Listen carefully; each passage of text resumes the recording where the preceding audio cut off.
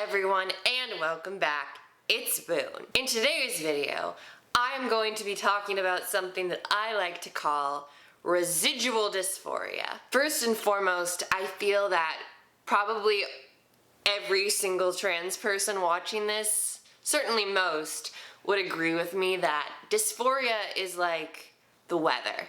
It changes on a daily basis, and within a day it can fluctuate quite a bit. Sometimes it's a big stormy dysphoria day, sometimes it is a light shower dysphoria day, and sometimes it's bright and sunny and you just don't see the dysphoria at all. But I, for one, have never felt like my gender dysphoria has ever fully gone away, and I feel like that's probably a pretty common experience for most trans people. I'm lucky enough that I'm at a point in my life now, and surgery felt to me, bottom surgery felt to me kind of sort of like my last step in a way, where I feel I've basically done everything within my power to make me as comfortable within my own skin as possible. Training my voice and learning to do my makeup the way I wanted to do it, and changing what I wore, finding what I felt comfortable in, going on HRT and then getting surgery. That was kind of like the main steps that led me to here. And I've gone back and I've watched my old videos and I've compared them to these ones, and I think it's pretty obvious how much more comfortable and crazy and perky I am now. So certainly I have reached a point where I feel my dysphoria is largely at bay, but it ain't all gone by any means, and on a pretty regular basis I still struggle with it. But it's just like, you know, a thing that can kind of flare up at times, and then other times it's mostly just like not there. There are certain things that kind of I notice more than others. I have like a weird thing with my forehead. I'm not a fan of that. And certain other facial features like my mouth, for some reason. I don't really understand at all why. My shoulders, definitely. Kind of, yeah, just my upper body more so than anything else. My torso and my face occasionally, and like occasionally my Adam's apple. There's all these things, but like, you know, it just depends on the day. Some days I feel like great, and other days I'm like, eh. But what is this video really about, Bill? What is this residual dysphoria you talk about? What the hell is that? Well, it's the dysphoria that is left over from the pre-transition time. So it's hard to talk about this vaguely, but in my situation, for example, there were certain things that I was very dysphoric about after I went through, quote, male puberty. I've talked about this so many times on this channel. I'm beating you guys over the head with it at this point, but my voice was the biggest source of that for the longest time. I have become a cheerleader for my voice at this point, and you know, I voice act, and it's become a tool and a thing that I feel confident in oftentimes, and I have a fascination with it and an appreciation for it.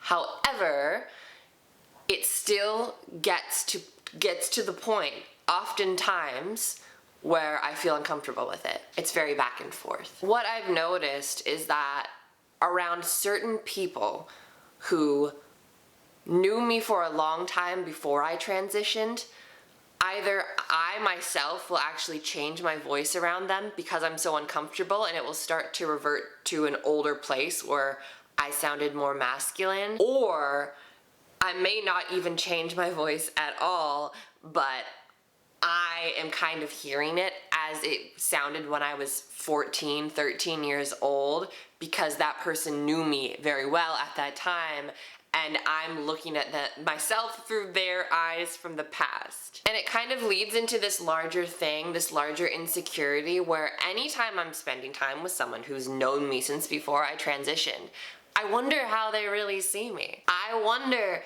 do they see the person that I see in the mirror most of the time, who is living modernly and currently as a woman fairly confidently and happily, or do they see the 13-year-old, extremely uncomfortable, awkward, short-haired, deep-voiced teenager that I once was? I have some really close friends who have known me for a good chunk of my life, and I I can sometimes be really, really uncomfortable around them and not nearly as confident as I am in other situations because they knew me at that time. They saw me at my most uncomfortable, and it brings that back for me, and it changes my perception of myself in that moment. And it's quite interesting to me how extreme that is. I will suddenly start feeling like I'm like this super broad-shouldered, big, hulking, deep voice, like total dysmorphia. It's just like unrealistic, but I think I sound and look completely different when I'm around these people sometimes. And it's very upsetting because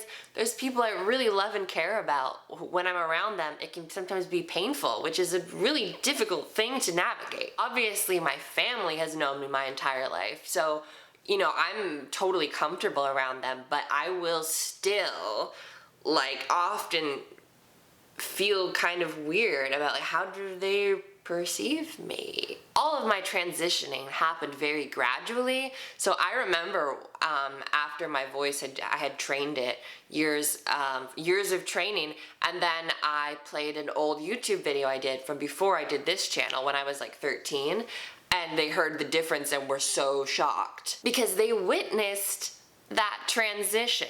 They didn't just have that and then boop, the other one, or they didn't, you know, just start knowing me afterwards. They experienced that in real time.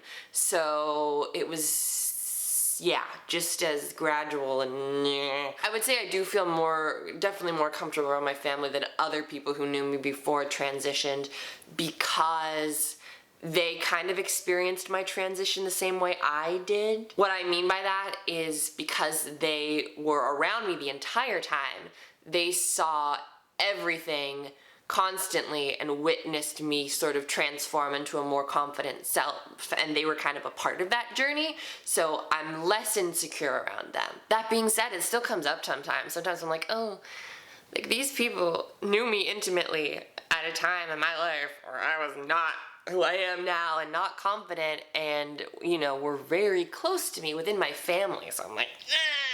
And it just goes for anyone who knew me before I transitioned, which is like most people in my life probably. And I think because of that, there are times now, whenever I meet someone new, I don't usually feel like disclosing the fact that I'm trans right away. Now, there's certainly internalized transphobia attached to that too. I'm quite certain of that, but I also think a large part of that is what I was just talking about. I feel more comfortable around strangers and people who have only known me for a short amount of time oftentimes, because there's usually not much of a doubt in my mind of what gender they perceive me as. It's not like it's totally free of insecurity. I still sometimes will answer the phone and it will be like, you know, the doctor, a receptionist at the doctor calling, and they'll say like Miss Williams, or they'll call me ma'am or something like that, and I'll be like, what? Clearly a part of me is still stuck in that 13-year-old Boone self and is kind of shocked when I'm like, oh yeah, I'm a woman and the world at large sees me that way. I think when you spend so much of your life believing that you're always going to have to be a boy, and then one day when you're 13 you realize, oh no, actually you are a woman and that's okay, it doesn't just magically correct everything that had been burnt into your brain since the start of your life. It takes time to kind of get past that and learn to truly accept that yes, you are who you say who you are, and you look different than how you looked back then, and you're not going to be stuck in that place forever. I definitely have a skewed perception of how I look and sound. I'm pretty certain of that. I remember when I started acting, and I just talked about this in my acting video, but when I started voice acting, I just assumed that I'd pretty much only be able to play male characters.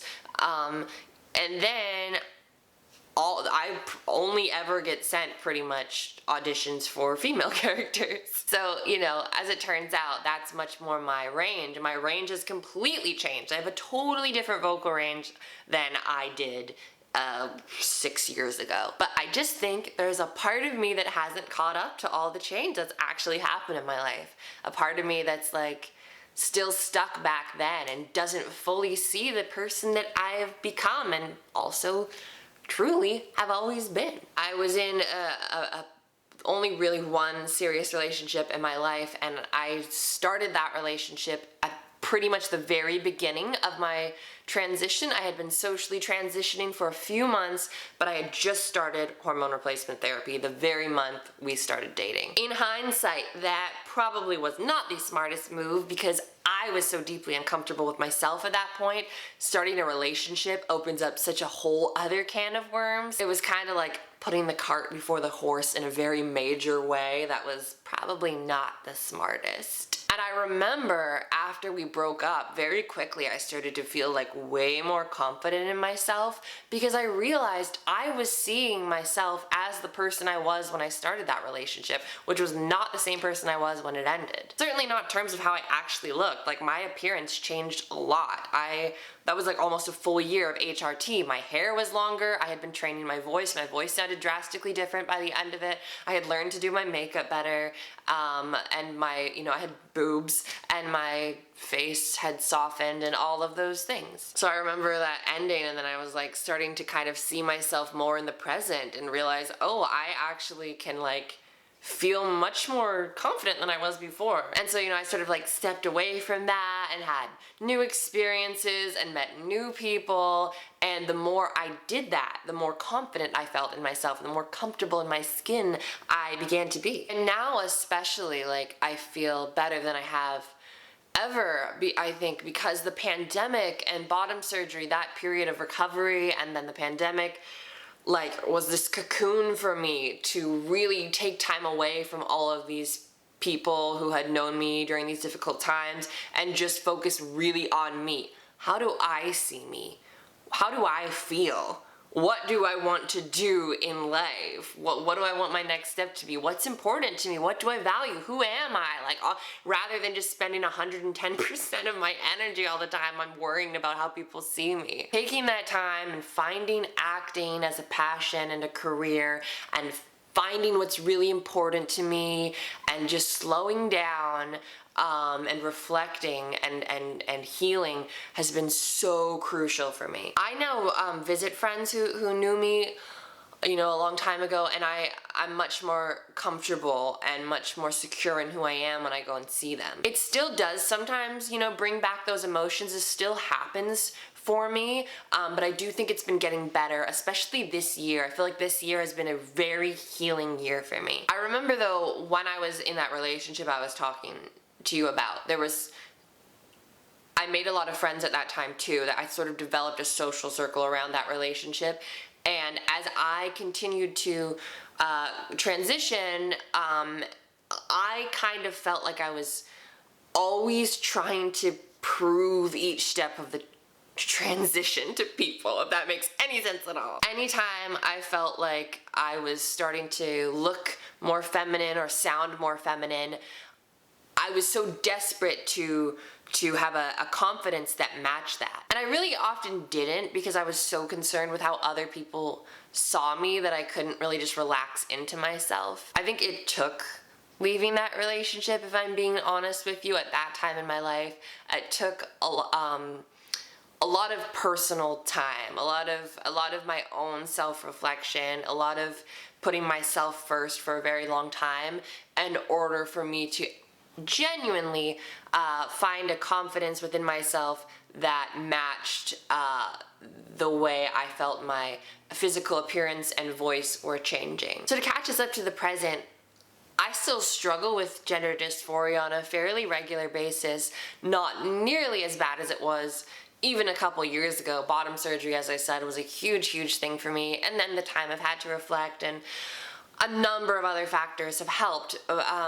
But this is still a thing that goes on for me, where challenges, obstacles, demons from my past kind of still exist and can be triggered depending on a certain environment or person or stimulus of some kind. And I think that's kind of like a larger issue too, where I think many trans people may be able to relate to this feeling of just wanting to look and sound as different from the past as possible. Obviously, we want to find congruency with our gender and how we look and sound, but I think beyond that, like, many of us feel like we want to dye our hair or get like a completely different outfit, a different sense of style, aesthetic, accessorize, all of these things, because we have so many negative dysphoric associations with what we look like.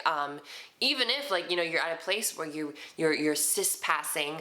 I know, again, a lot of people don't like that term, but you know what I mean.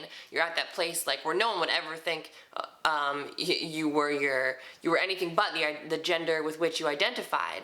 But even still, you get dysphoric with certain aspects of your appearance. They may not be like, you know, I'm gonna speak from a trans female perspective because that's my own. Like, they may not look like masculine features. No one might ever recognize them as that.